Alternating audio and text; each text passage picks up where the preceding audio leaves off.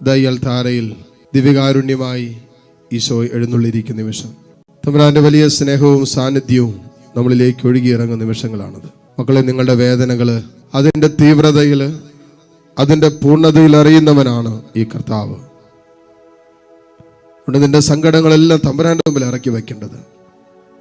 നിന്റെ വേദനകളെല്ലാം നിന്റെ ഈശോയുടെ മുമ്പിലാണ് നീ ഇറക്കി വെക്കേണ്ടത്.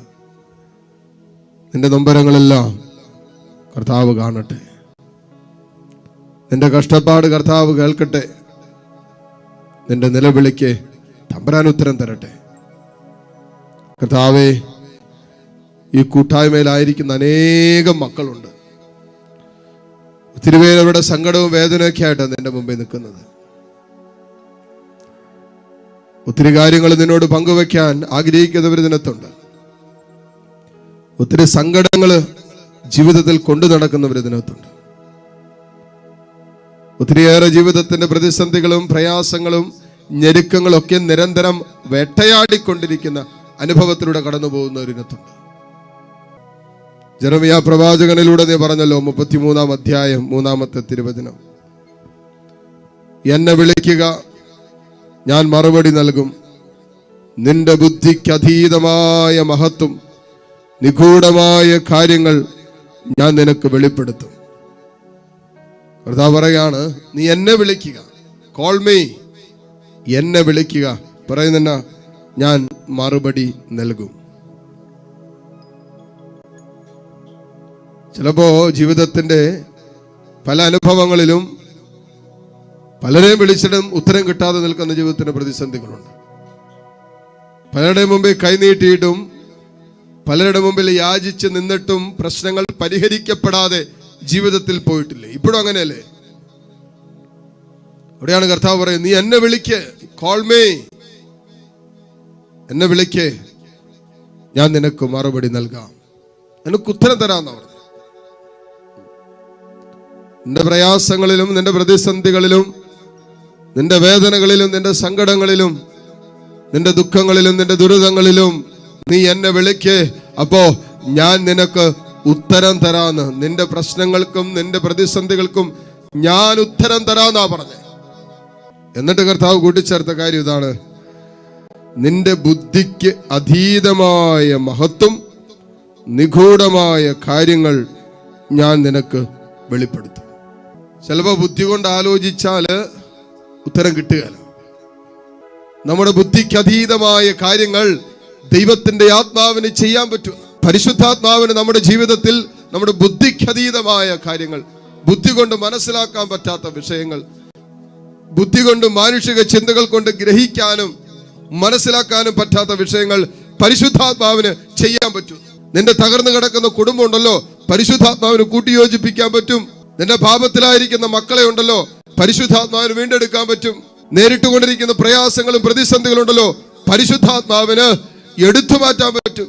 നിന്റെ ജീവിതത്തിൽ നീ ആയിരിക്കുന്ന ഒരു അവസ്ഥയുണ്ടല്ലോ, സ്നേഹിക്കാൻ പറ്റാത്ത, ക്ഷമിക്കാൻ പറ്റാത്ത, എളിമപ്പെടാൻ പറ്റാത്ത, വിട്ടുകൊടുക്കാൻ പറ്റാത്ത നിന്റെ ജീവിതത്തിന്റെ അനുഭവം ഉണ്ടല്ലോ, നീ കടന്നുപോയിക്കൊണ്ടിരിക്കുന്ന ജീവിതത്തിന്റെ ഒരു അവസ്ഥയുണ്ടല്ലോ, ഈ അവസ്ഥയ്ക്ക് മാറ്റം വരുത്താൻ പരിശുദ്ധാത്മാവിന് പറ്റൂന്നാ പറയുന്നത്. സാവൂളിനെ പൗലോസാക്കി മാറ്റാൻ പരിശുദ്ധാത്മാവിന് പറ്റിയില്ലേ? അഗസ്റ്റിനെ വിശുദ്ധനാക്കി മാറ്റാൻ പരിശുദ്ധാത്മാവിന് പറ്റിയില്ലേ? മരിയാഗോരേത്തിയെ വിശുദ്ധ മരിയാഗോരേത്തിയാക്കി മാറ്റാൻ പരിശുദ്ധാത്മാവിന് പറ്റിയില്ലേ? അങ്ങനെയെങ്കിൽ നമ്മുടെ ജീവിതത്തെയും മാറ്റിമറിക്കാൻ ദൈവത്തിന്റെ പരിശുദ്ധാത്മാവിന് പറ്റും.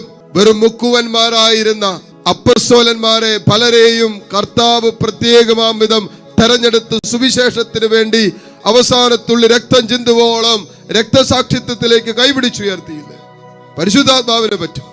സഹനങ്ങളുടെ നടുവിൽ, വേദനകളുടെ നടുവിൽ, ഞെരുക്കങ്ങളുടെയും സംഘർഷങ്ങളുടെയും നടുവിൽ സുവിശേഷത്തിന് വേണ്ടി, ദൈവരാജ്യത്തിന് വേണ്ടി, യേശുവിന് വേണ്ടി ജീവിക്കാൻ അപ്പസ്തോലന്മാർക്ക് പറ്റിയില്ലേ?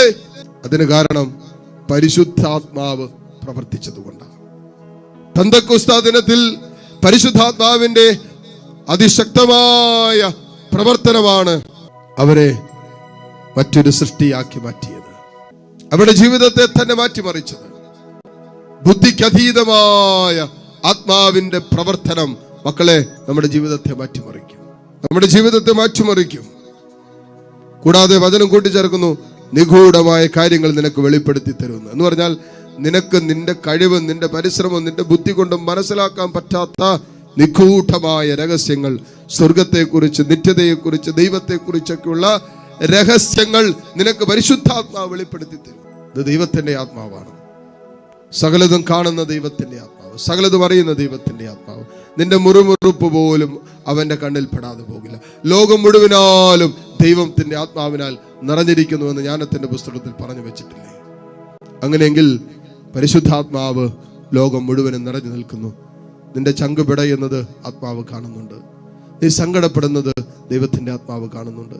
നീ വേദനിക്കുന്നത് ദൈവാത്മാവ് കാണുന്നുണ്ട്. നീ കരയുന്നത് ദൈവാത്മാവ് കാണുന്നുണ്ട്. നിനക്ക് പ്രാർത്ഥിക്കാൻ പറ്റാത്ത അവസ്ഥയുണ്ടോ? അത് പരിശുദ്ധാത്മാവിന് അറിയാം. അതുകൊണ്ടാണല്ലോ പ്രാർത്ഥിക്കേണ്ടത് എങ്ങനെയെന്ന് നമുക്ക് അറിഞ്ഞുകൂടാ. പരിശുദ്ധാത്മാവ് പ്രാർത്ഥിക്കാൻ നമ്മെ പഠിപ്പിക്കുന്നു. മാധ്യസ്ഥ വഹിക്കേണ്ടത് എങ്ങനെയെന്ന് അറിയില്ല. പരിശുദ്ധാത്മാവ് നമുക്ക് വേണ്ടി മാധ്യസ്ഥ വഹിക്കുന്നു. സഹിക്കാനുള്ള ബലവും ശക്തിയും നമുക്കില്ല. പരിശുദ്ധാത്മാവ് നമ്മുടെ കൂടെ നിന്ന് സഹിക്കാനുള്ള ശക്തി നമുക്ക് തരികയാണ്.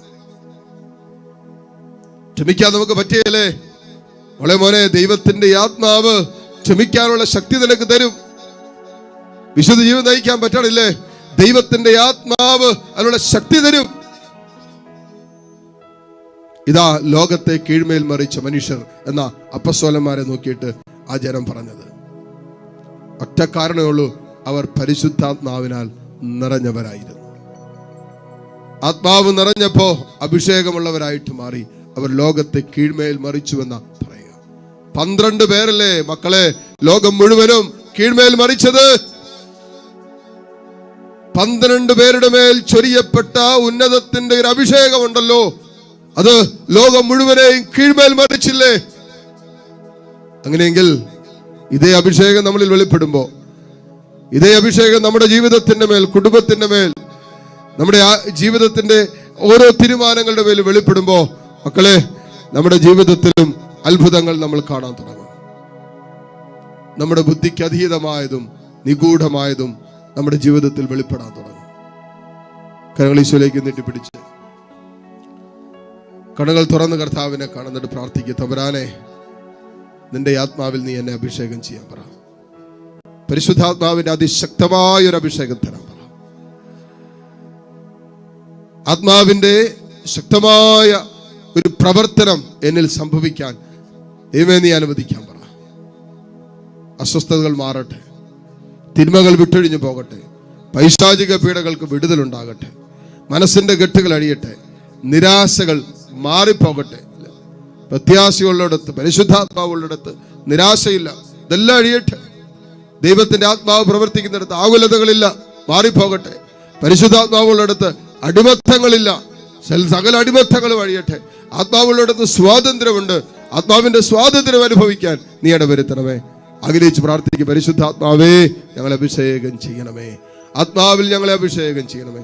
കരങ്ങൾ ഉയർത്തിപ്പിടിച്ച് എല്ലാ മക്കളും ആത്മാവ് എങ്ങനെ നിങ്ങളെ പ്രേരിപ്പിക്കുന്നുവോ അതുപോലെ ഈ നിമിഷം പരിശുദ്ധാത്മാവിൽ നിറയാൻ, ഒരു അഭിഷേകം പ്രാപിക്കാൻ ആഗ്രഹിച്ചെന്ന് സ്തുതിച്ച് ഹല്ലേലൂയ, ഹല്ലേലൂയ, ഹല്ലേലൂയ, ഹല്ലേലൂയ, ഹല്ലേലൂയ, ഹല്ലേലൂയ, ഹല്ലേലൂയ, ഹല്ലേലൂയ. ഓ കർത്താവേ, നിന്നെ ഞങ്ങൾ ആരാധിക്കുന്നു. ഓ പരിശുദ്ധാത്മാവേ, നിന്നെ ഞങ്ങൾ സ്തുതിക്കുന്നു. ഓ ദൈവത്തിന്റെ ആത്മാവേ, നിന്നെ ഞങ്ങൾ മഹത്വപ്പെടുത്തുന്നു. ഹല്ലേലൂയ, ഹല്ലേലൂയ, ഹല്ലേലൂയ, ഹല്ലേലൂയ, ഹല്ലേലൂയ. ഈശോയെ ആരാധന, ആരാധന, ആരാധന, ആരാധന, ആരാധന, ആരാധന. ഹല്ലേലൂയ, ഹല്ലേലൂയ, ഹല്ലേലൂയ, ഹല്ലേലൂയ. ഈശോയെ ആരാധന, ആരാധന, ആരാധന, ആരാധന. കർത്താവേ, വെളിപാട് 12:11, ലൂക്ക 9:1-2 വചനത്തിന്റെ അത്ഭുത ശക്തിയോട് ചേർന്ന് ഇപ്പോൾ ഈ മക്കൾക്ക് വേണ്ട വിടുതൽ പ്രഖ്യാപിക്കുന്നു. കർത്താവ്, നീ മക്കളെ ഏറ്റെടുക്കണമേ. എല്ലാ മക്കളും കരങ്ങൾ ഈശോയിലേക്ക് ഉയർത്തിപ്പിടിച്ചോ. ദീപികാണ്ട് ഈശോ നിങ്ങളുടെ മുമ്പിൽ ഉയരുന്ന സമയമാണ്. മോളെ, നീ വിലയുള്ളവളാണ്. മോനെ, നീ വിലയുള്ളവനാണ്. നിന്റെ ദൈവത്തിന്റെ മുമ്പിൽ നീ വിലപ്പെട്ടവനാണ്. വിശ്വസിക്ക്, കർത്താവിന് നിന്നെ വേണം. കരങ്ങൾ ഈശോയിലേക്ക് നീട്ടിപ്പിടിച്ച് സ്തുതിച്ച് സ്തുതിച്ച് ഈശോയുടെ ആശീർവാദം സ്വീകരിക്കാം. ഹല്ലേലൂയ, ഹല്ലേലൂയ, ഹല്ലേലൂയ, ഹല്ലേലൂയ, ഹല്ലേലൂയ, ഹല്ലേലൂയ. ഈശോയെ ആരാധന, ആരാധന, ആരാധന. ഹല്ലേലൂയ, ഹല്ലേലൂയ. ഈശോയെ ആരാധന, ആരാധന, ആരാധന. ഈശോയെ